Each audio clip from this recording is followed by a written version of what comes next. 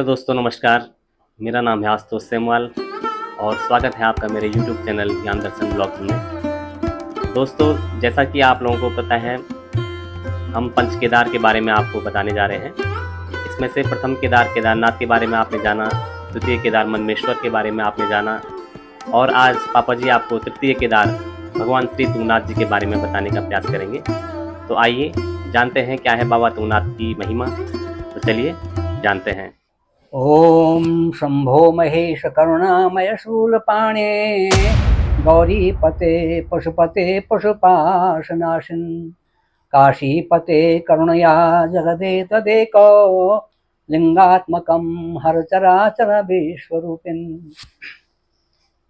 सज्जनों, ज्ञान दर्शन ब्लॉग को आगे बढ़ाते हुए आज मेरा विषय तृतीय केदार श्री तुंगनाथ जी के बारे में है। तुंगनाथ जी की महिमा पुराणों में बहुत अच्छी वर्णित की गई है। तुंगनाथम शुभ क्षेत्रम पापग्नम सर्वकामदम यदृष्ट्वा सर्व पापेभ्यो विमुक्तो लभते शिवम। तुंगनाथ एक ऐसा पवित्र क्षेत्र है, एक ऐसा शुभ क्षेत्र है जहाँ सारे पाप नष्ट होते हैं और जहाँ जाकर के सारे पापों से मुक्ति मिल करके भगवान शंकर का सायुज्य प्राप्त होता है, भगवान शंकर के शिवलोक को प्राप्त होते हैं।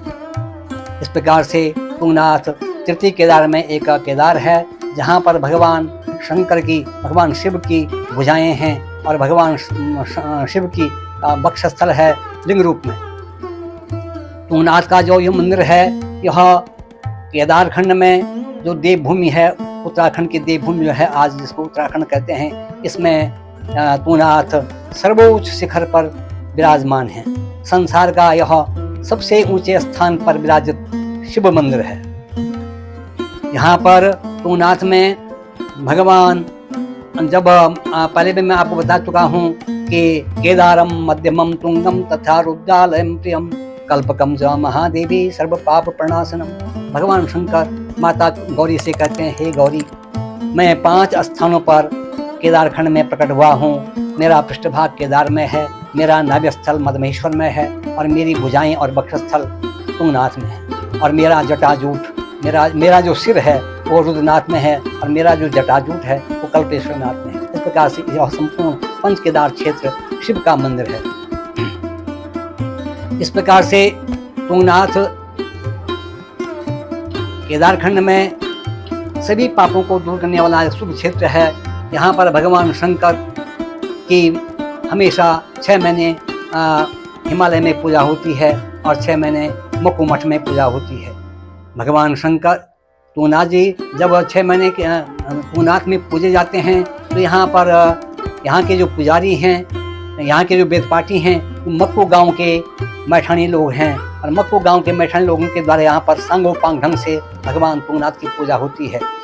इस प्रकार से जब शीत ऋतु आती है तो शीत ऋतु के आने पर भगवान तुंगनाथ की डोली जो जल विग्रहों से सुसज्जित रहती है, उसके बाद यह डोली जो है जल विग्रहों से सुसज्जित होने के बाद फिर मक्कू मठ गाँव में आती है और 6 महीने मक्कू मठ में मक्कू गाँव के जो मैठानी पंडित हैं, उन मैठानी पंडितों के द्वारा यहाँ सांगोपांग ढंग से 6 महीना पूजा होती है। इस प्रकार से मक्कू मठ एक ऐसा क्षेत्र है, मक्कू मठ में भी जो है ऐसा क्षेत्र है जिसके बारे में एक कहा गया है कि यहाँ पर प्राचीन काल में मृकंड ऋषि ने तपस्या की थी और मृकंड ऋषि की पत्नी मरुद्वती थी। मृकंड और मरुद्वती वृद्धावस्था तक इनको कोई संतान प्राप्त नहीं हुई। उसके बाद भगवान शंकर ने उनको स्वप्न में दर्शन दिया कि तुम केदारखंड में जाओ और वहाँ तप करो, तब तुमको जो है पुत्र की प्राप्ति होगी। इस प्रकार से मृकंड ऋषि और मरुद्वती यही मक्कू जहाँ आज गाँव है, यहाँ आए और उन्होंने घोर तप किया। घोर तप करने के बाद उनको जो है पुत्र रत्न की प्राप्ति हुई। लेकिन भगवान शंकर ने पहले ही उनको स्वप्न में बता दिया था, पुत्र तो होगा लेकिन 12 वर्ष की अवस्था में इसकी अल्पायु होगी। 12 वर्ष की अवस्था में यह इसकी अल्पायु है, लेकिन पुत्र प्राप्त हो जाएगा। तो जब इनका पुत्र हो गया, मार्कंडेय ऋषि, जब मार्कंडेय का जन्म हो गया, तो मार्कंडेय छोटी अवस्था से ही, शिशु अवस्था से ही हमेशा अपनी माँ की गोद में, उनकी माँ अपनी गोद में उनको रखती थी। कहीं बाहर जाने की उनको अनुमति नहीं देती थी। उनको भय था कि मेरा जो पुत्र है ये 12 वर्ष की अल्पायु वाला है। तो जैसे जैसे 12 वर्ष की अल्पायु नजदीक आती गई, तो 12 वर्ष आने पर उनकी जो माता थी मरुद्वती, वो अपने पुत्र को कहीं भी जाने नहीं देती थी, खेलने में जाने नहीं देती थी। और इस प्रकार से उनका पुत्र एक दिन उनसे बोला कि माँ, तुम मुझे कहीं जाने नहीं देती हो, क्या कारण है? माँ ने बताया कि भगवान शंकर के वरदान से तुम हमको प्राप्त हुए हो, लेकिन 12 वर्ष की अवस्था में तुम्हारी अल्पायु बताई गई है, इसलिए मुझे भय है कहीं किसी प्रकार से तुम्हारी मृत्यु न हो, इसलिए मैं तुमको कहीं जाने नहीं देती हूँ। उन्होंने कहा, यदि ऐसा ही भय तुमको है तो मैं भगवान शंकर की आराधना करता हूँ, भगवान शंकर का तप करता हूँ, भगवान शंकर के तप करने से मैं अपनी मृत्यु को भी जीत पाऊंगा। इस प्रकार से माता पिता की आज्ञा को लेकर के उन्होंने इसी मक्कू, जहाँ आज मक्कू गांव है, वहाँ उन्होंने घोर तप किया। और घोर तप करने के बाद भगवान शंकर एक दिन उनके सामने प्रकट हो गए। जब भगवान शंकर सामने प्रकट हो गए तो भगवान शंकर ने कहा कि मार्कंडेय महाभाग सप्त कल्पांत जीवन, हे मार्कंडेय महाभाग, तुम्हारी अवस्था 7 कल्प की होगी। एक कल्प में 1000 चतुर्युग होते हैं, जब 4 युग 1000 बार आते हैं तब एक कल्प होता है। तो मार्कंडेय महाभाग सप्त कल्पांत जीवन, हे महाभाग मार्कंडेय, तुम्हारी अवस्था, तुम्हारी आयु 7 कल्प की होगी। इस प्रकार से मार्कंडेय ऐसे ऋषि हैं कि आज भी मक्कू गांव के जंगल में कहीं अंतर्धान होकर के हिमालय में, इसी तूनाथ क्षेत्र में, इसी पंचकेदार क्षेत्र में तप में आज भी हैं। लेकिन भाग्यशाली पुरुषों को ही कभी उनके दर्शन हो पाएंगे, जनसाधारण को उनके दर्शन होने असंभव हैं। इस प्रकार से मक्कू मठ में मार्कंडेय का तप चल रहा है। उन्होंने जो है महामृत्युंजय जो जप है, ओम ह्रूम जूं स्वः ओम भूर्भुवः स्वः ओम त्र्यंबकं जजामहे सुगंधिं पुष्टिवर्धनम् उर्वारुकमिव वन्दनान् मृत्योर्मुक्षीयमामृतात् ओम स्वः भुवः भुः ओम सौ जूं ह्रूं ओम। इस प्रकार का जो मंत्र था, इस मंत्र का जप किया था मार्कंडेय ऋषि ने, और उनके द्वारा ही यह मंत्र प्रणीत था। इस मंत्र का जप करके उन्होंने अपनी जो अल्पायु थी उसको टाल दिया और भगवान शंकर के दर्शन होकर के उनको 7 कल्प की अवस्था में।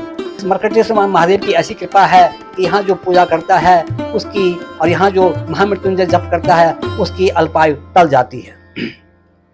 इस प्रकार से मक्कू गांव में 6 महीने जब भगवान शंकर की पूजा होती है तो यहाँ कभी कभी 14 वर्ष और 18 वर्षों के अंतराल में अयुध यज्ञ और लक्ष्य यज्ञ होते हैं।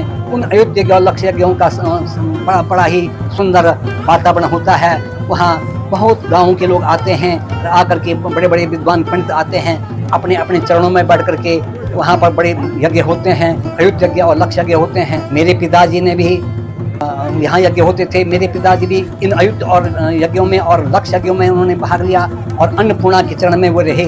और जब पिताजी का देहावसान हो गया उसके बाद मुझे यहाँ इन यज्ञों में आने का सौभाग्य प्राप्त हुआ। मैंने भी 3 बार अयुध यज्ञों में और लक्ष्य यज्ञों में यहाँ भाग लिया है और अन्नपूर्णा के चरण में मैं बैठा हूँ। और अन्नपूर्णा के चरण में रह करके मैंने भगवती माहेश्वरी देवी का, भगवती दुर्गा का, माहेश्वरी देवी जो यहाँ की सिद्ध देवी है माहेश्वरी देवी, उनका जप किया है, अन्नपूर्णा का जप किया है और मुझे भी बहुत अभिष्ट फलों की प्राप्ति हुई है। इस प्रकार से यहाँ भगवान शंकर जब भगवान शंकर यहाँ मक्कू मठ से तूनाथ को जाते हैं डोली में, तो पहली रात्रि में वो वहाँ अपने गांव के ही एक पेड़ के नीचे बैठते हैं, वहाँ विश्राम करते हैं। और उसके बाद दूसरी रात्रि में वो जो है आगे बढ़ते हैं और भगवान तूनाथ के रास्ते में एक जगह है चोपता में जाते हैं। चोपता में एक रात विश्राम करने के बाद भगवान तूनाथ की डोली फिर तूनाथ को जाती है। तूनाथ एक ऐसा शिखर है कि इसको गंधमादन पर्वत भी कहते हैं। यहाँ अनेकानेक जड़ी बूटियाँ हैं, अनेकानेक यहाँ वृक्ष हैं और अनेकानेक यहाँ सुंदर सुंदर बुग्याल हैं, सुंदर सुंदर मीडोज बुग्याल हैं और सुंदर सुंदर वृक्ष हैं। मोरू, खरसू, चिली, बांज, बुरांस के यहाँ जंगल हैं और यहाँ जो है देवरिंगाल के भी जंगल हैं। इस प्रकार से यहाँ लोध वृक्ष के भी जंगल हैं और अनेकानेक जड़ी बूटियों से यहाँ बुग्याल भरे पड़े रहते हैं। और जब भी कोई व्यक्ति यहाँ जाता है इन औषधियों की सुगंध से बहुत ही मंत्रमुक्त हो जाता है।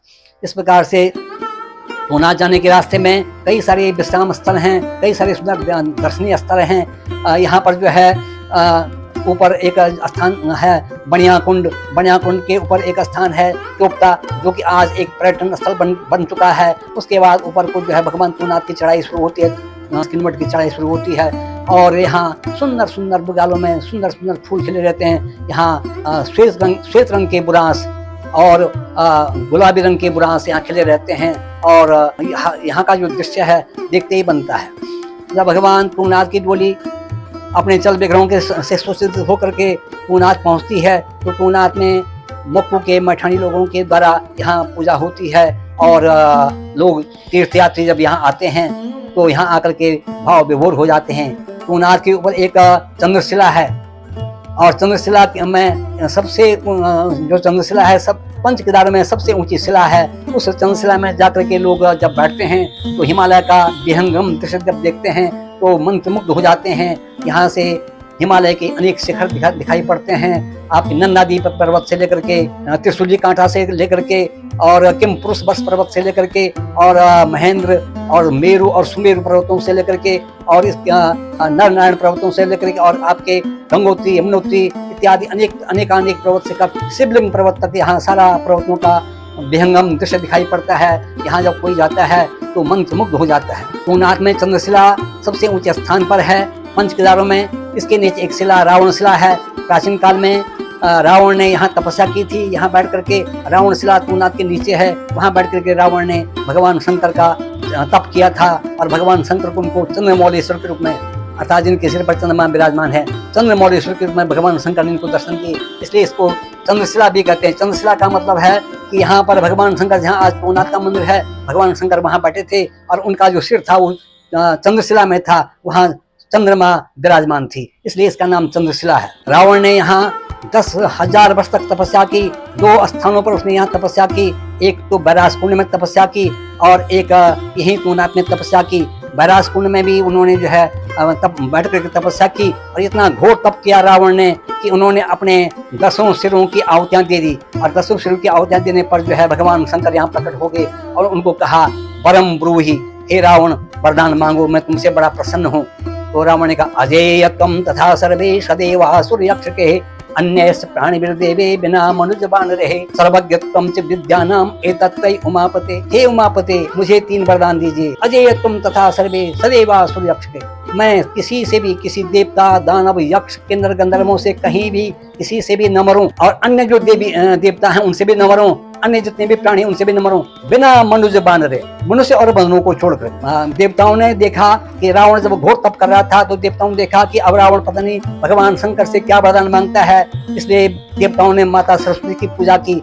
हे माता सरस्वती, तुम उसके मन में बैठ जाओ, उसके मस्तिष्क में बैठ जाओ और कोई स्थान छोड़ दो जिससे कि वह मारा जा सके।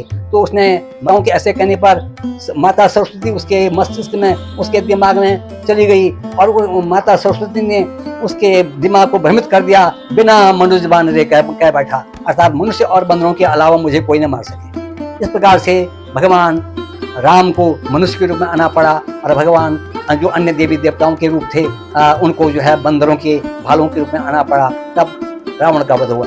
सर्वज्ञत्वं च विद्यानाम एतत्त्रय उमापते, उन्होंने ये भी मांगा था कि हे उमापते, मैं सारी विद्याओं में पारंगत हो जाऊं, जितनी भी विद्याएं हैं सब विद्याएं मुझे स्वतः ही आ जाएं, मैं उनका पारंगत हो जाऊं। इस प्रकार से रावण बड़ा विद्वान था।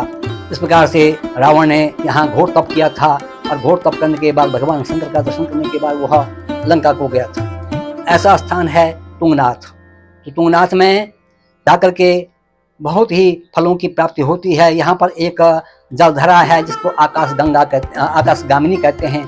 जब लोग जाते हैं सबसे पहले आकाशगामिनी में स्नान करते हैं, आकाशगामिनी में जो है तर्पण अर्चन करते हैं। इसके बाद तीर्थयात्री ऊपर जाते हैं। ऊपर एक जल सरोवर, जल कुंड है। उस जल कुंड का जल लेकर के तांबे की गागरों में उसको भर करके भगवान शंकर के मंदिर में प्रवेश करते हैं और भगवान शंकर के मंदिर में प्रवेश करने के बाद भगवान तुंगनाथ का जो विग्रह है, भगवान तुंगनाथ का जो लिंग है, उसकी पूजा करते हैं सांगोपांग ढंग से। उसके बाद यहाँ अन्य अनेक देवी देवता हैं। पीछे पितृशिला है, पितृशिला पर बैठ करके लोग अपने पितरों को तर्पण अर्चन करते हैं। ऊपर से नारदशिला है, वहाँ बैठ के भी भगवान नारद की पूजा करते हैं। एक गरुड़शिला है, गरुड़शिला में गरुड़ की पूजा करते हैं। एक वहाँ 6 शिलाएं हैं। एक वहाँ पर जो है चंद्रशिला है, चंद्रशिला में जाकर के भी लोग पूजा करते हैं। इस प्रकार से और ऊपर से भैरवनाथ जी का मंदिर है, क्षेत्रपाल जी का मंदिर है। क्षेत्रपाल की पूजा करने के बाद लोग धन्य धन्य हो जाते हैं। और तुंगनाथ जी के जब डोली नीचे आती है मक्कू मठ में, तो मक्कू मठ में भी बहुत भव्य रूप से उनकी पूजा होती है। इस प्रकार से तुंगनाथ का जो क्षेत्र है बड़ा ही पुण्यदायी क्षेत्र है। तुंगनाथ में जब नीचे भगवान आते हैं मुकुमठ में, वहाँ कभी कुछ वर्षों के बाद सह दी जाती है। सह माने सहभोज दिया जाता है, सह दी जाती है, सहभोज इसको कहते हैं। और वहाँ जाकर के बहुत बड़ी संख्या में लोग आते हैं और सहभोज लेकर के भगवान का प्रसाद ग्रहण करते हैं।